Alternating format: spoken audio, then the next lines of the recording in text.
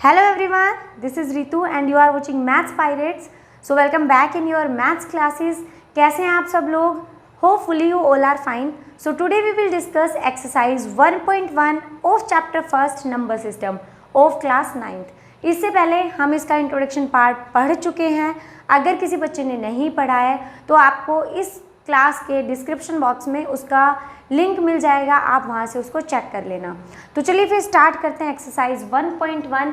अगर आप लोगों ने इस चैनल को सब्सक्राइब नहीं किया है तो सबसे पहले चैनल को सब्सक्राइब कर लीजिए और वीडियो अच्छी लगे तो लाइक एंड शेयर ज़रूर करें और नोटिफिकेशन बेल को ज़रूर ऑन कर लें ताकि आपके पास सारे के सारे नोटिफिकेशन पहुँच जाएँ.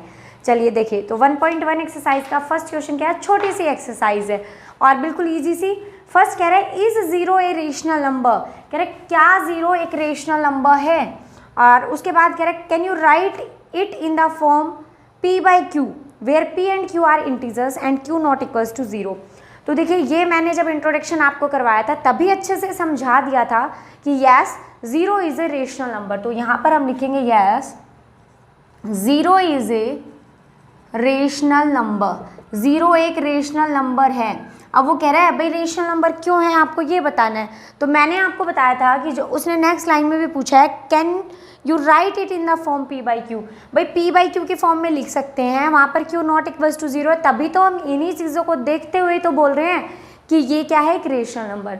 देखिए रेशनल नंबर क्या होता है, कोई भी नंबर है अगर वो p बाई क्यू की फॉर्म में हो जहाँ पर p and q are integers, p और q वहाँ पर इंटीजर हो and p and q are integers and q not equals to zero.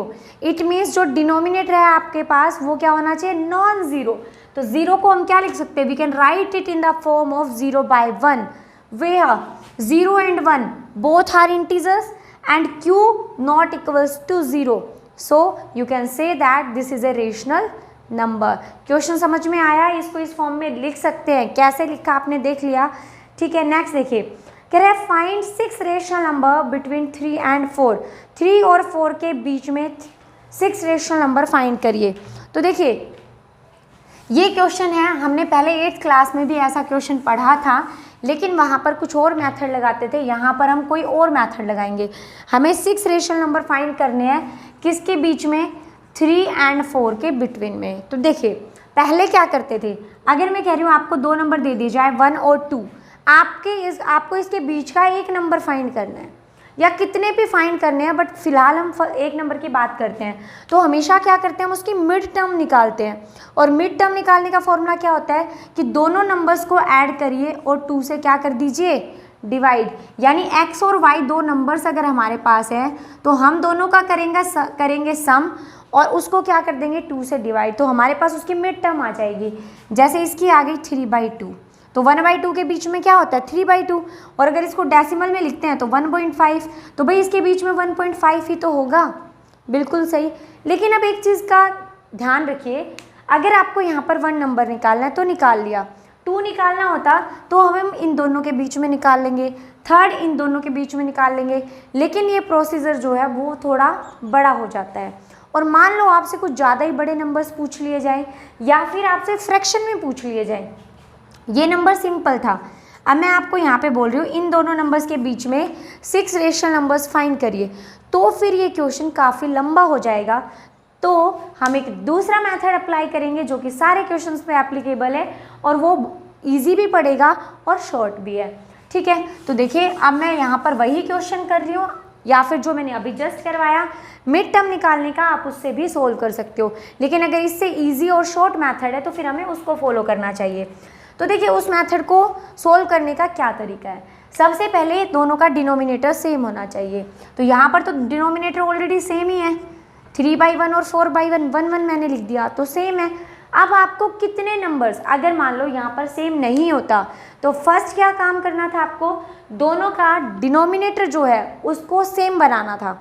ठीक है, अच्छा जी यहाँ ऑलरेडी सेम है तो आपको वो स्टेप करने की ज़रूरत नहीं है. अब यहाँ पर आपको करना है कि आपको कितने रेशनल नंबर फाइंड करने हैं इसके बिटवीन. आपको यहाँ पर फाइंड करने हैं 6 रेशनल नंबर.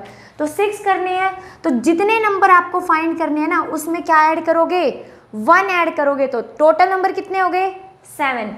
अब इसको क्या करोगे, दोनों नंबर्स को 7 से मल्टीप्लाई कर दोगे, तो ये आ जाएगा 21/7 और ये आ जाएगा मेरे पास 28/7।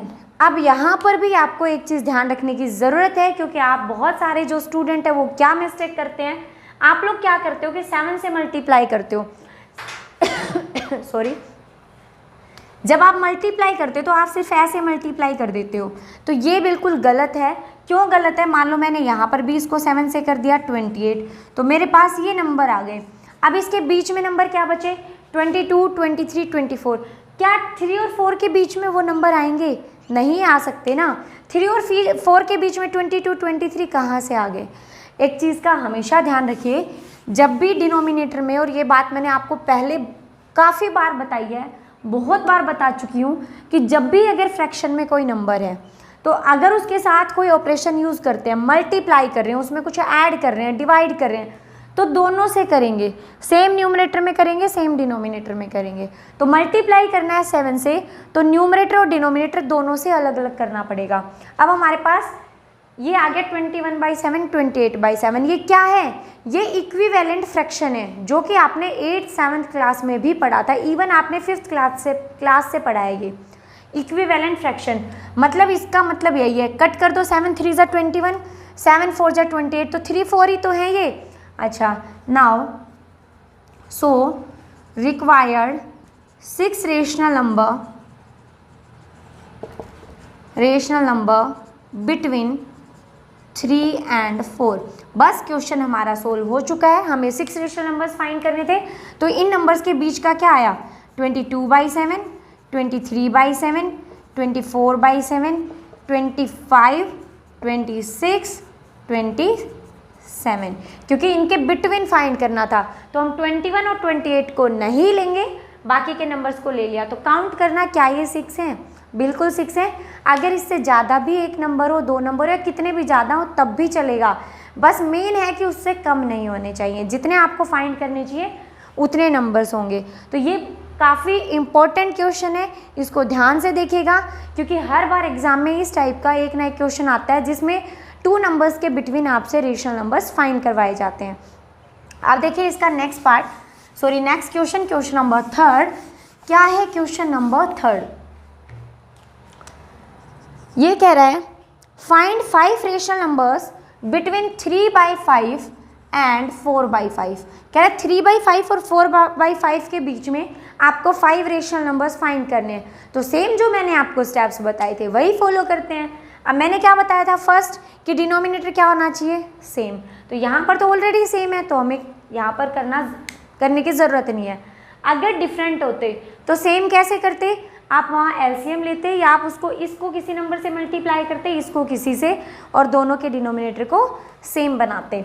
तो अब क्या करेंगे, यहाँ पर आपको 5 रेशनल नंबर्स इसके बिटवीन फाइंड करने हैं। तो उसमें 1 ऐड किया, कितना हो गया, 6।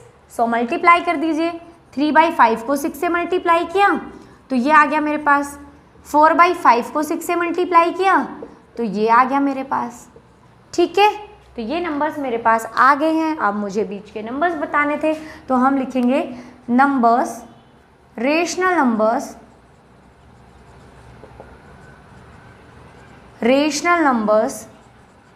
Between 3/5 and 4/5 are.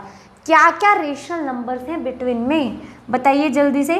19/30, 20/30, 21/30, 22/30, 23/30. So these are 5 numbers these are 5 rational numbers between 3/5 and 4/5. कितना इजी सा क्वेश्चन है, राइट? तो कमेंट करके बताइए मुझे आपको कि ये वाला क्वेश्चन कैसा लगा। और सबसे मेन कि ये काफ़ी इंपॉर्टेंट क्वेश्चन है और बिल्कुल इजी सा क्वेश्चन है। तो इन क्वेश्चंस की आपको प्रैक्टिस करनी है एग्जाम्पल के अंदर भी, और खुद से भी कोई नंबर फाइंड करके, और फिर आप खुद से कोई नंबर लेके तब आप इसकी प्रैक्टिस करोगे, क्योंकि एग्जाम पॉइंट ऑफ व्यू से काफ़ी अच्छा क्वेश्चन बनता है ये। नेक्स्ट क्वेश्चन क्या है, देखिए। State whether the following statements are true और फॉल्स। आपको बताना है कि जो स्टेटमेंट दे रखी है वो ट्रू है या फॉल्स है। Give reasons for your answer. और कह रहे जो आप आंसर दे रहे हो ना उसका रीज़न भी देना है, बस यूँ नहीं कि आपने येस और नो में आंसर दिया, ट्रू फॉल्स लिखा और बात खत्म। नहीं, आपको उसका आंसर भी देना है। तो देखिए फर्स्ट क्वेश्चन क्या कहता है, every rational number is a whole number. देखिए क्या कह रहा है फर्स्ट पार्ट में, every rational number is a whole number, कि सारे के सारे रेशनल नंबर्स है ना वो क्या हैं, क्या था क्वेश्चन, नेचुरल है, रेशनल नहीं है बेटा भैया, ये क्या है, नेचुरल नंबर है। एवरी नेचुरल नंबर, ये कह रहा है क्या सारे के सारे नेचुरल नंबर्स होल नंबर हैं, बताइए जरा मुझे जल्दी से आंसर। हाँ भाई बिल्कुल, क्या है स्टेटमेंट, ट्रू है। क्यों है ट्रू, जब मैंने आपको इंट्रोडक्शन करवाया था तो उसमें सेट पढ़ाया था, मैंने बताया था सबसे पहले नेचुरल नंबर्स, क्या जितने भी काउंटिंग नंबर्स हैं वो सारे क्या होते हैं, नेचुरल नंबर्स। उसके बाद आता है डब्ल्यू मीन्स होल नंबर, और होल नंबर क्या होते हैं, सारे नेचुरल नंबर्स में जब मैं क्या कर देती हूँ, सारे नेचुरल नंबर्स के साथ जीरो को भी ले लेते हैं, तो सारे नेचुरल नंबर्स यानी all natural numbers together with zero, zero के साथ मिलकर क्या बनाते हैं, होल नंबर। तो ये सेट बड़ा है, इसमें जीरो एक्स्ट्रा है, तो यानी सारे के सारे नेचुरल नंबर क्या बन गए, होल नंबर है। अगर स्टेटमेंट ऐसे होती, every whole number is a natural number, then it will be false, तो ये क्या होती, फॉल्स होती। क्यों, सारे नहीं है, इसके अंदर एक जीरो ऐसा बचता है जो कि होल नंबर है लेकिन इंटीजर नहीं है। अगर इसको रेसिप्रोकल कर दिया जाए, इसको उल्टा बना देते क्वेश्चन को, तब होता, लेकिन अभी क्या है, ये ट्रू है, सारे के सारे नेचुरल नंबर्स होल नंबर है। So this is the true statement. Next देखिए, तो आप इसमें क्या लिखोगे, ट्रू।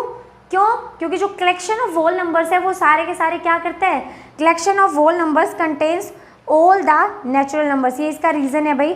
नेक्स्ट देखिए, every integer is a whole number, सारे के सारे जो इंटीजर है वो क्या है, होल नंबर है, तो भाई फॉल्स है ना।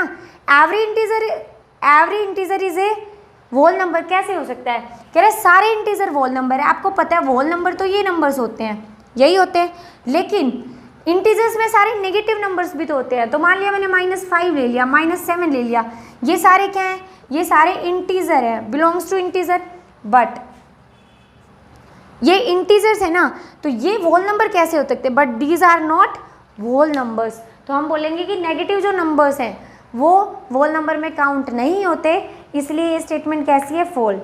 ठीक है, नेक्स्ट देखिए, every rational number is a whole number, तो आप लिखोगे यहाँ पे, ये कह रहा है थर्ड पार्ट में, every rational number is a whole number, सारे के सारे जो रेशनल नंबर है वो क्या है, होल नंबर है। तो ये भी आपको डायरेक्ट दिखाई दे रहा है कि ये सारे कैसे हैं, फॉल्स है। क्यों है, कोई भी एग्जांपल ले लो, मान लो मैंने -9/7 ले लिया, या मैंने ले लिया 7/3 ले लिया, ये नंबर कैसे हैं, रेशनल है, लेकिन क्या ये होल नंबर है, नहीं है, ये तो रेशनल है। सो हम लिखेंगे -9/7, 7/3 are rational numbers but not whole numbers.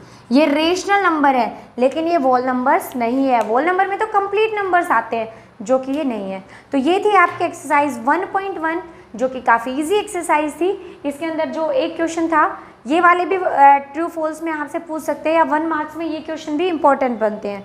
लेकिन जो मैंने इससे पहले करवाया था, numbers between two numbers between rational numbers, तो वो काफ़ी इंपॉर्टेंट क्वेश्चन है, उसको ध्यान से करिएगा।